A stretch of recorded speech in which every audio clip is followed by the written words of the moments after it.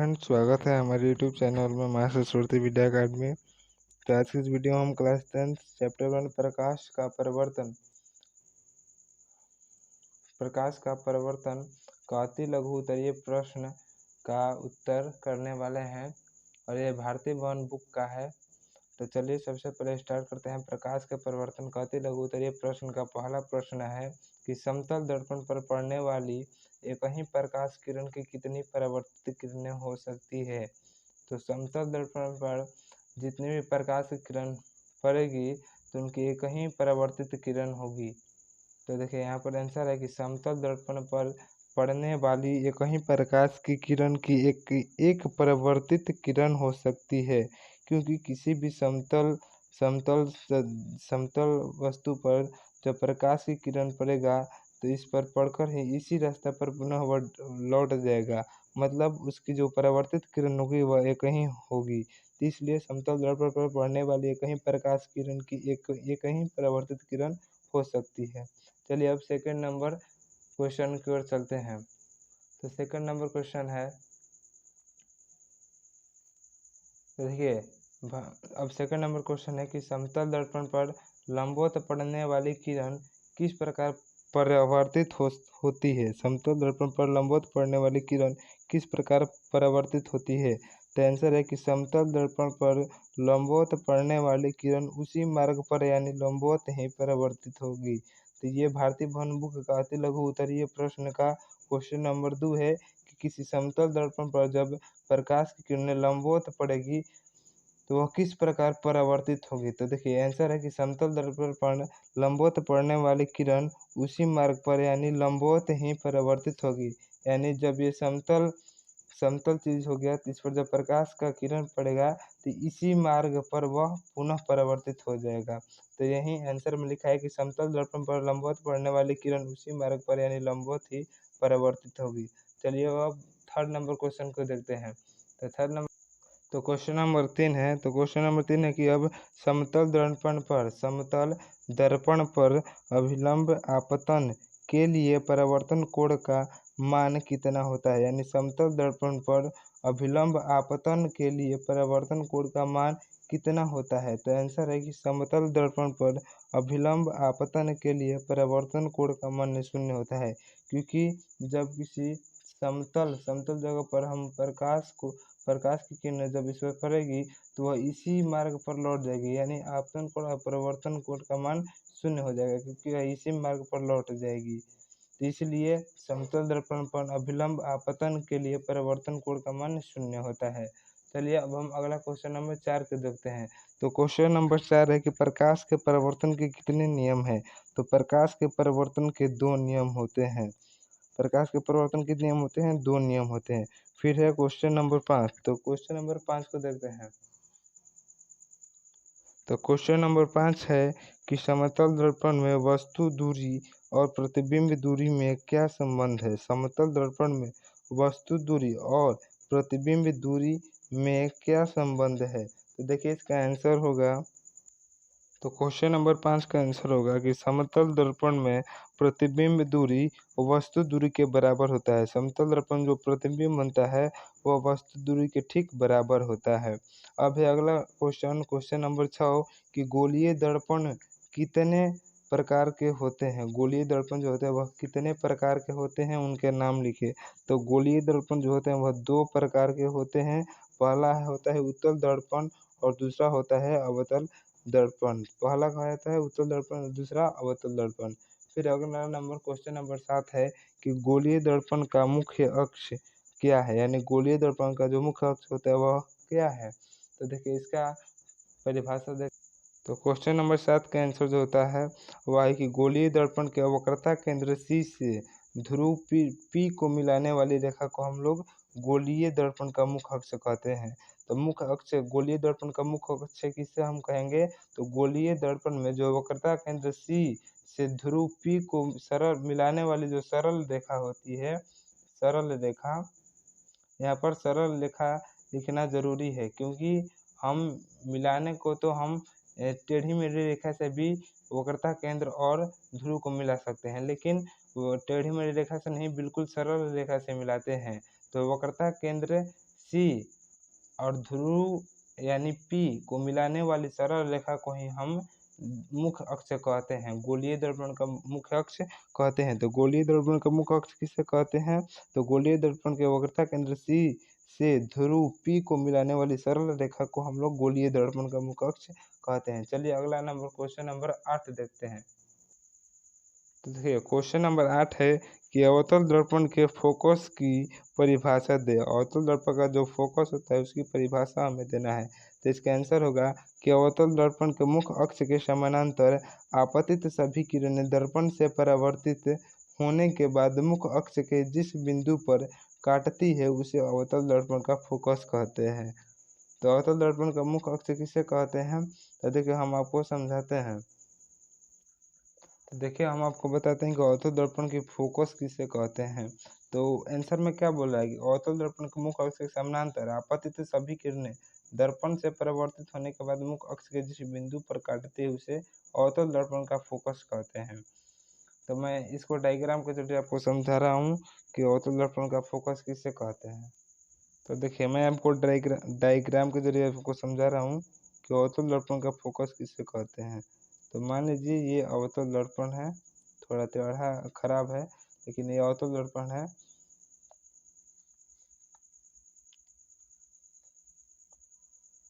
तो देखिए अवतल दर्पण और ये क्या हो गया, ये मुख्य अक्ष हो गया, मुख्य अक्ष इसको हम P कहते हैं और ये मान लीजिए वक्रता केंद्र है। और देखिए ये वक्रता केंद्र और P को मिलाने वाली जो सरल रेखा होती है इसे हम मुख्य अक्ष कहते हैं। तो क्वेश्चन में बोल रहा है कि फोकस किसे कहते हैं।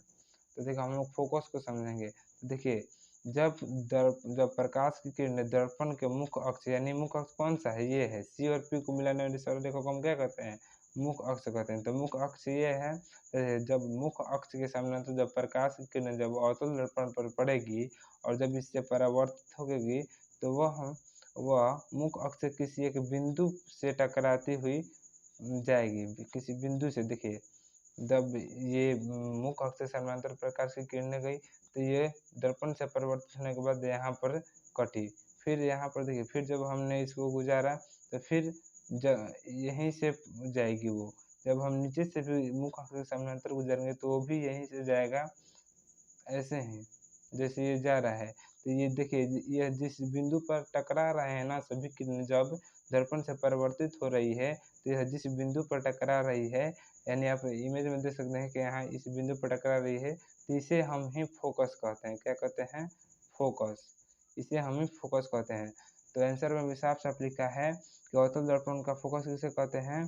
तो जब वह अवतल दर्पण पर आपतित मुख्य अक्ष के समानांतर आपतित सभी किरणें दर्पण से परावर्तित होने के बाद मुख्य अक्ष के जिस बिंदु पर टकराती है या जिस बिंदु पर मिलती है तो उसे ही हम अवतल दर्पण का फोकस कहते हैं। तो मैं उम्मीद करता हूँ कि आपको फोकस समझ में आ रहा होगा कि फोकस किसे कहते हैं। तो अवतल दर्पण का फोकस किसे कहते हैं? तो मुख्य अक्ष के समानांतर, क्या चीज़ के समानांतर? मुख्य अक्ष के समानांतर जब अवतल दर्पण पर आपतित किरणें दर्पण से परावर्तित होती है तो वह मुख्य अक्ष के किसी एक बिंदु पर मिलती है तो उसे ही फोकस कहते हैं। तो चलिए ये आपको समझ में आ गया होगा। तो अब हम एक बार परिभाषा को देख लेते हैं। तो अवतल दर्पण की फोकस किसे कहते हैं? तो अवतल दर्पण के मुख्य अक्ष के समानांतर आपतित सभी किरणें दर्पण से परावर्तित होने के बाद मुख्य अक्ष के जिस बिंदु पर काटती है उसे अवतल दर्पण का फोकस कहते हैं। चलिए अब हम अगला क्वेश्चन नंबर 9 को देखते हैं। तो देखिए क्वेश्चन नंबर 9 कि गोलीय दर्पण की फोकस दूरी f और उसकी वक्रता त्रिज्या r में क्या संबंध है। यानी गोलीय दर्पण की जो फोकस दूरी होती है छोटा f और वक्रता त्रिज्या जो r होता है उसमें क्या संबंध होता है। तो उसमें यही संबंध होता है कि तो देखिए गोलीय दर्पण की फोकस दूरी f और वक्रता त्रिज्या r में यही संबंध होता है कि f बराबर r/2 होता है, f बराबर r/2 होता है। यही संबंध है गोलीय दर्पण की फोकस दूरी और वक्रता त्रिज्या में, या r बराबर 2f भी लिख सकते हैं आप। तो चलिए अब हम क्वेश्चन नंबर 10 को देखते हैं। तो अब हम क्वेश्चन नंबर 10 को देखते हैं। तो क्वेश्चन नंबर 10 है कि एक दर्पण का नाम बताए जो किसी वस्तु का सीधा और आवर्धित प्रतिबिंब दे सके। एक दर्पण का नाम बताना है जो किसी भी वस्तु का सीधा और आवर्धित मतलब बड़ा प्रतिबिंब दे सके, तो वह है अवतल दर्पण। अवतल दर्पण में हमेशा वास्तविक प्रतिबिंब बनता है, ये आप याद रखिएगा। लेकिन अवतल दर्पण में सिर्फ एक ही जगह सीधा प्रतिबिंब बनता है, नहीं तो हमेशा अवतल दर्पण में उल्टा प्रतिबिंब बनता है। और वास्तविक का मतलब ये होता है उल्टा। वास्तविक जब भी बनेगा समझ लिए उल्टा इमेज बनेगा। सिर्फ एक कंडीशन में सीधा और आवर्धित बनता है, तो याद कर लीजिएगा अवतल दर्पण। अब हम क्वेश्चन नंबर 11 की ओर देखते हैं। तो क्वेश्चन नंबर 11 है कि एक अवतल दर्पण द्वारा आभासी प्रतिबिंब बनने के लिए वस्तु का स्थान कहाँ होना चाहिए। यानी अवतल दर्पण में हमेशा वास्तविक प्रतिबिंब बनता है, लेकिन अब की बार आभासी प्रतिबिंब पूछ रहा है, तो आभासी प्रतिबिंब बनने के लिए वस्तु का स्थान कहाँ पर होना चाहिए। तो देख लीजिए, इसका आंसर होगा कि वस्तु को अवतल दर्पण के P और F के बीच रखेंगे।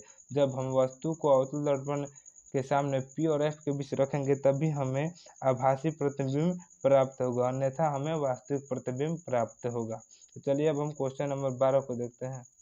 तो अगला क्वेश्चन है क्वेश्चन नंबर 12। यदि कोई वस्तु किसी अवतल दर्पण के वक्रता केंद्र पर रखी हो यदि कोई वस्तु किसी अवतल दर्पण के वक्रता केंद्र पर रखी हो तो उसका प्रतिबिंब कहाँ और कैसा बनता है। तो देखिए आंसर है कि अवतल दर्पण के वक्रता केंद्र पर रखी गई वस्तु का प्रतिबिंब वक्रता केंद्र पर ही वस्तु के बराबर और उल्टा बनता है। यानी ये देखिए, यहाँ पर ये अवतल दर्पण है और ये वक्रता केंद्र है।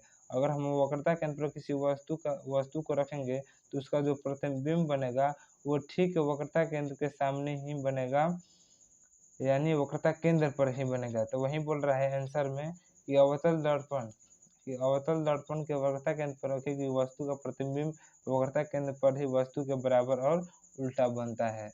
तो आप लोग याद कर लीजिएगा कि यदि कोई वस्तु किसी अवतल दर्पण के वक्रता केंद्र पर रखी हो तो उसका प्रतिबिंब कहाँ और कैसा बनता है। तो अवतल दर्पण के वक्रता केंद्र पर रखी गई वस्तु का प्रतिबिंब वक्रता केंद्र पर ही वस्तु के बराबर और उल्टा बनता है। तो चलिए अब हम क्वेश्चन नंबर 13 की ओर देखते हैं। तो क्वेश्चन नंबर 13 है, तो क्वेश्चन नंबर 13 बोल रहा है कि वस्तु दूरी U का चिन्ह क्या होगा जब एक अवतल दर्पण के सामने किसी वस्तु को रखा जाता है। देखिए ये अवतल दर्पण है और इसके ठीक सामने किसी वस्तु को रखा गया है। तो देखिए U किससे बोलते हैं, U वस्तु की दूरी को ही बोला जाता है। तो देखिए किसी भी चतुर्थांश में इधर क्या होता है माइनस ऋणात्मक चिन्ह होता है और इधर धनात्मक चिन्ह होता है। तो इधर क्या होगा ऋणात्मक चिन्ह होगा और हमें अवतल दर्पण के ठीक सामने ही वस्तु को रखना है। तो यानी वस्तु दूरी किस में रहेगा ऋणात्मक चिन्ह में।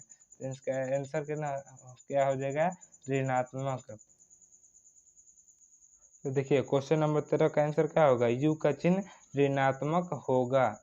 तो चलिए अब हम क्वेश्चन नंबर 14 की ओर चलते हैं। तो क्वेश्चन नंबर 14 है कि 10 सेंटीमीटर फोकस दूरी वाले अवतल दर्पण से 15 सेंटीमीटर की दूरी पर रखी वस्तु के प्रतिबिंब की प्रकृति क्या होगी। 10 सेंटीमीटर फोकस दूरी वाले अवतल दर्पण से 15 सेंटीमीटर की दूरी पर रखी गई वस्तु के प्रतिबिंब की प्रकृति क्या होगी। तो ध्यान से देख लीजिए इसका आंसर। तो उसकी प्रकृति जो होगी वह वस्तु का प्रतिबिंब उल्टा और वास्तविक और वस्तु से बड़ा होगा। क्या होगा प्रतिबिंब जो होगा वह उल्टा बनेगा, वास्तविक बनेगा। और वास्तविक आप याद कर लीजिएगा कि जब भी कोई प्रतिबिंब वास्तविक बनता है तो समझ लिए वह उल्टा ही बनेगा, क्योंकि वास्तविक प्रतिबिंब उल्टा ही बनता है।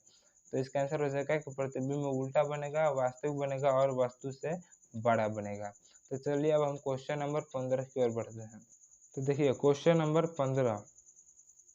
तो क्वेश्चन नंबर 15 है कि अवतल दर्पण से किसी दूरी पर एक वस्तु को रखा जाए जिससे कि प्रतिबिंब का आकार वस्तु के आकार के बराबर हो। दर्पण के क्वेश्चन बोल रहा है कि अवतल दर्पण से किस दूरी पर एक वस्तु को रखा जाए, यानी अवतल दर्पण से किस दूरी पर किसी एक वस्तु को रखा जाए कि जिससे कि उसका जो प्रतिबिंब का आकार होगा वह वस्तु के आकार के बराबर हो जाएगा। तो मैंने आपको हाल ही में बताया है कि अवतल दर्पण के जब हम वक्रता केंद्र पर किसी भी वस्तु को रखेंगे तो उसका ठीक जो प्रतिबिंब बनेगा उसी के आकार का और उसी स्थान पर बनेगा। तो वही क्वेश्चन है कि अवतल दर्पण से किस दूरी पर किसी एक वस्तु को रखा जाए कि जिससे कि प्रतिबिंब का आकार वस्तु के आकार का बराबर हो।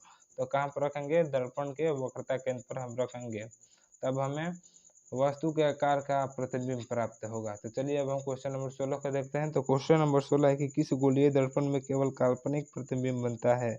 तो देखिए किस गोलीय में केवल काल्पनिक प्रतिबिंब बनता है, तो उत्तल दर्पण में केवल काल्पनिक प्रतिबिंब बनता है और अवतल दर्पण में वास्तविक प्रतिबिंब बनता है। सिर्फ एक कंडीशन को छोड़कर अवतल दर्पण में सभी कंडीशन में वास्तविक ही बनता है, सिर्फ एक कंडीशन को छोड़कर, और जबकि केवल काल्पनिक उत्तल दर्पण में ही बनता है।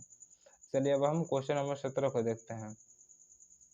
तो क्वेश्चन नंबर 17 है, देखिए क्वेश्चन नंबर 17 है, क्या एक उत्तल दर्पण किसी वास्तविक वस्तु का वास्तविक प्रतिबिंब बना सकता है? क्या एक उत्तल दर्पण किसी वास्तविक वस्तु का वास्तविक प्रतिबिंब बना सकता है? तो आंसर है कि नहीं, एक उत्तल दर्पण किसी वस्तु का वास्तविक प्रतिबिंब नहीं बना सकता, क्योंकि मैंने आपको हाल ही में बताया कि उत्तल दर्पण में केवल काल्पनिक प्रतिबिंब बनता है। उत्तल दर्पण में क्या बनता है? केवल काल्पनिक प्रतिबिंब, जबकि अवतल दर्पण में सिर्फ वास्तविक प्रतिबिंब बनता है, केवल एक कंडीशन को छोड़कर, क्योंकि जब हम अवतल दर्पण में एफ और टू के बीच जब रखेंगे वस्तु को, तो वहां पर काल्पनिक प्रतिबिंब बनने लगता है। तो इसलिए उत्तल दर्पण में केवल काल्पनिक और अवतल दर्पण में हर कंडीशन में वास्तविक बनेगा, सिर्फ एक कंडीशन को छोड़कर। तो चलिए अब हम क्वेश्चन नंबर 18 की ओर बढ़ते हैं। देखिए क्वेश्चन नंबर 18 है कि एक दर्पण की फोकस दूरी f बराबर 15 सेंटीमीटर, यानी हमें किसी दर्पण की फोकस दूरी जो है वो हमें -15 सेंटीमीटर दिया है। यह अवतल दर्पण है या उत्तल दर्पण, हमको बताना है। तो देखिए फोकस दूरी क्या है, माइनस में है, माइनस में फोकस दूरी है, तो यह कौन सा दर्पण होगा? अवतल दर्पण होगा। तो यह बराबर -15 सेंटीमीटर, तो यह अवतल दर्पण होगा, क्योंकि अवतल दर्पण की फोकस दूरी जो होती है वह ऋणात्मक होती है। आप लोग यह याद कर लीजिएगा कि अवतल दर्पण की जो फोकस दूरी होती है वह ऋणात्मक होती है और उत्तल दर्पण की जो फोकस दूरी होती है धनात्मक होती है। तो एग्जाम में ये भी क्वेश्चन बनता है कि अवतल दर्पण की फोकस दूरी क्या होती है, तो ऋणात्मक, और उत्तल दर्पण की फोकस दूरी जो होती है वह होती है धनात्मक। तो चलिए अब हम क्वेश्चन नंबर 19 की ओर बढ़ते हैं। तो अब हम क्वेश्चन है 19 नंबर। तो क्वेश्चन 19 नंबर में है कि गोलीय दर्पण के आवर्धन यानी मैग्निफिकेशन की परिभाषा दे, यानी गोलीय दर्पण का जो आवर्धन होता है उसका परिभाषा देना है। तो देखिए परिभाषा बहुत ही आसान है। तो गोलीय दर्पण में जो प्रतिबिंब की ऊंचाई होती है और वास्तविक ऊंचाई होती है उसके अनुपात को आवर्धन कहते हैं। यानी जब हम किसी भी दर्पण के सामने वस्तु को रखते हैं, इस वस्तु की ऊंचाई और जो प्रतिबिंब की ऊंचाई होती है इसके अनुपात को ही हम लोग आवर्धन कहते हैं। तो सबसे पहले आपको लिखना है कि प्रतिबिंब की ऊंचाई और उसके बाद वस्तु की ऊंचाई के अनुपात को हम लोग आवर्धन कहते हैं। तो आवर्धन किसे कहते हैं? तो किसी भी गोलीय दर्पण में प्रतिबिंब की ऊंचाई और वस्तु की ऊंचाई के अनुपात को हम लोग आवर्धन कहते हैं। आवर्धन बराबर होता है प्रतिबिंब की ऊंचाई बटे वस्तु की ऊंचाई। इसको H2 बटे में H1 भी लिख सकते हैं। तो चलिए अब हम क्वेश्चन नंबर 20 की ओर बढ़ते हैं। तो क्वेश्चन नंबर 20 है कि आवर्धन m ऋणात्मक मान क्या बताता है? जब आवर्धन हमारा ऋणात्मक में होगा तो वह मान क्या बतलाता है? तो देखिए आवर्धन m का ऋणात्मक मान बतलाता है कि प्रतिबिंब वस्तु की अपेक्षा उल्टा है। जब हमारा आवर्धन ऋणात्मक होगा तब वह बताता है कि प्रतिबिंब जो है वह वस्तु की अपेक्षा उल्टा है। तो आप लोग याद कर देखिए, जब भी आवर्धन हमारा ऋणात्मक होगा तो प्रतिबिंब जो होगा तो वह वस्तु की अपेक्षा उल्टा बनेगा। चलिए अब हम क्वेश्चन नंबर एक, तो देखिए क्वेश्चन नंबर 21 है कि एक गोलीय दर्पण की वक्रता त्रिज्या 20 सेंटीमीटर है, तो इसकी फोकस दूरी कितनी होगी? तो मैंने आपको अभी हाल ही में बताया कि फोकस दूरी और वक्रता त्रिज्या में एक संबंध होता है, यानी f बराबर होता है r/2 या फिर r बराबर 2f होता है। तो यहाँ पर देखिए वक्रता त्रिज्या 20 दे दिया है 20 सेंटीमीटर और इसकी फोकस दूरी पूछ रहा है, तो f बराबर हमारा क्या होता है? r/2 होता है। तो r हमें 20 दिया है और 2 नीचे है, तो 2 से 10 बार में कटेगा तो हमारा f कितना देगा? 10 सेंटीमीटर। तो चलिए 21 नंबर क्वेश्चन बहुत ही आसान था। मैं उम्मीद करता हूँ कि आपको समझ में आ रहा होगा। चलिए अब हम अगला क्वेश्चन की ओर बढ़ते हैं। अगला क्वेश्चन है 22 नंबर का, उत्तल दर्पण का एक उपयोग को लिखे। तो उत्तल दर्पण का जो उपयोग होता है वह साइड मिरर के रूप में किया जाता है। तो आप लोग याद कर लीजिएगा, ये 1 नंबर का सवाल है कि क्वेश्चन पूछता है कि उत्तल दर्पण का उपयोग नहीं, क्वेश्चन एग्जाम में पूछता है 1 नंबर में कि किस दर्पण का उपयोग साइड मिरर के रूप में किया जाता है? तो उत्तल दर्पण का उपयोग साइड मिरर के रूप में किया जाता है। आप लोग इसको याद कर लीजिएगा। अगला क्वेश्चन है उस उत्तल दर्पण की फोकस दूरी ज्ञात कीजिए जिसकी वक्रता त्रिज्या 32 सेंटीमीटर हो। तो आप लोग ध्यान में रखिएगा कि उत्तल दर्पण हो या अवतल दर्पण हो, दोनों में ही F बराबर R/2 होता है या R बराबर 2F होता है, क्योंकि जब जो 2 है यहाँ पर गुना में चल जाता है तो R बराबर 2F हो जाता है। तो इसमें देखिए हमको वक्रता त्रिज्या दिया है, हमको फोकस दूरी निकालना है, तो F बराबर होता है R/2, 32/2, 2 से 16 बार में कटा तो 16 सेंटीमीटर हमें फोकस दूरी प्राप्त हुआ। तो आपको ये फार्मूला याद कर लेना है, क्योंकि ये 1 नंबर में भी सवाल पूछता रहता है। और याद कर लीजिए कि उत्तल दर्पण की फोकस दूरी धनात्मक होती है और अवतल दर्पण की फोकस दूरी ऋणात्मक होती है। तो देखिए अब क्वेश्चन नंबर 24 है। क्वेश्चन नंबर 24 है कि काल्पनिक प्रतिबिंब से आप क्या समझते हैं। तो देखिए काल्पनिक प्रतिबिंब किसे कहते हैं, तो जब किसी बिंब से आ रही प्रकाश की किरणें, बिंब यानी वस्तु, तो जब किसी वस्तु से आ रही प्रकाश की किरणें दर्पण से परावर्तन या लेंस से अपवर्तन के बाद जिस बिंदु पर काटती हुई प्रतीत होती है उसे उस वस्तु का काल्पनिक प्रतिबिंब कहते हैं। तो काल्पनिक प्रतिबिंब किसे कहते हैं, तो जब किसी बिंब से यानी वस्तु से आ रही प्रकाश की किरणें दर्पण से परावर्तन या लेंस से अपवर्तन के बाद यानी मुख्य अक्ष के जिस बिंदु पर काटती हुई नहीं मुख्य अक्ष नहीं यानी जब परावर्तन या अपवर्तन होता है लेंस के बाद, तो जिस बिंदु पर काटती हुई प्रतीत होती है उसे उस वस्तु का काल्पनिक प्रतिबिंब कहते हैं। काल्पनिक प्रतिबिंब को टूटी हुई रेखाओं द्वारा दर्शाया जाता है और इसे पर्दे पर प्राप्त नहीं किया जा सकता है। तो आप लोग याद कर लीजिएगा कि काल्पनिक प्रतिबिंब को पर्दे पर प्राप्त नहीं किया जा सकता है और इसे टूटी हुई रेखाओं द्वारा दर्शाया जाता है। तो चलिए अगला क्वेश्चन 25 नंबर की ओर हम बढ़ते हैं। तो क्वेश्चन नंबर 25 है। क्वेश्चन नंबर 25 है कि समतल दर्पण में आवर्धन m बराबर +1 का क्या अर्थ है, यानी समतल दर्पण में आवर्धन m बराबर हमें +1 दिया है, तो इसका अर्थ क्या होता है। तो समतल दर्पण में आवर्धन m बराबर +1 का अर्थ है कि प्रतिबिंब का आकार जो है वह वस्तु के आकार के बराबर है। प्रतिबिंब का जो आकार जो है वह वस्तु के आकार के बराबर है और m का धनात्मक चिन्ह बताता है कि वह यानी प्रतिबिंब वस्तु के सापेक्ष सीधा है। यानी जब हमारा m माइनस का चिन्ह होगा यानी ऋणात्मक होगा तो वस्तु जो होगा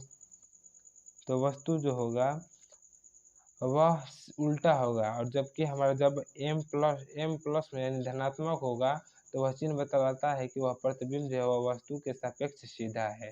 तो चलिए अब हम अगला क्वेश्चन 26 नंबर की ओर बढ़ते हैं। तो क्वेश्चन नंबर 26 है कि एक गोलीय दर्पण जिसका वक्रता केंद्र C है पर एक किरण ACB आपतित होती है, यह किरण किस दिशा में परावर्तित होगी। क्वेश्चन फिर से सुनिएगा कि एक गोलीय दर्पण जिसका वक्रता केंद्र C है पर एक किरण ACB आपतित होती है, यह किरण किस दिशा में परावर्तित होगी। तो देखिए आपतित किरण ACB परावर्तित किरण BCA से लौटेगी। आप इसको बना भी सकते हैं, तो इसका आंसर सिर्फ लिखना है। तो आंसर है कि आपतित किरण ACB परावर्तित किरण BCA से लौटेगी। चलिए अब हम अगला क्वेश्चन 27 नंबर की।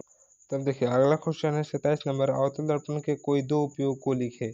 तो देखिए अवतल दर्पण का जो उपयोग होता है वह वाहनों के हेडलाइट में होता है, डॉक्टरी उपयोग में होता है, दाढ़ी बनाने में किया जाता है और सौर भट्टी में किया जाता है। तो अवतल दर्पण का उपयोग लिख लीजिएगा, बहुत ही वीवी मस्ट वीवी क्वेश्चन है, या परीक्षा में अक्सर पूछा जाता है कि अवतल दर्पण के उपयोग को बताएं। तो अवतल दर्पण का उपयोग वाहनों के हेडलाइट में, डॉक्टरी उपयोग में, दाढ़ी बनाने में और सौर भट्टी में। तो देखिए आज का ये वीडियो आज के लिए इतना ही। अगर आप मेरे चैनल पर नए हैं तो मेरे चैनल को सब्सक्राइब कर बेल आइकन को ऑल पर सेट कर लें, ताकि मैं जो कुछ भी वीडियो बनाता हूँ उसका नोटिफिकेशन आपके पास पहुँचता रहे। और ये भारतीय भवन बुक का चैप्टर 1 प्रकाश का प्रवर्तन का अति लघु उत्तरीय प्रश्न सभी समाप्त हो गए हैं। अब हम अगले वीडियो में लघु उत्तरीय प्रश्न को करेंगे। तो चलिए आज के लिए इतना ही, धन्यवाद।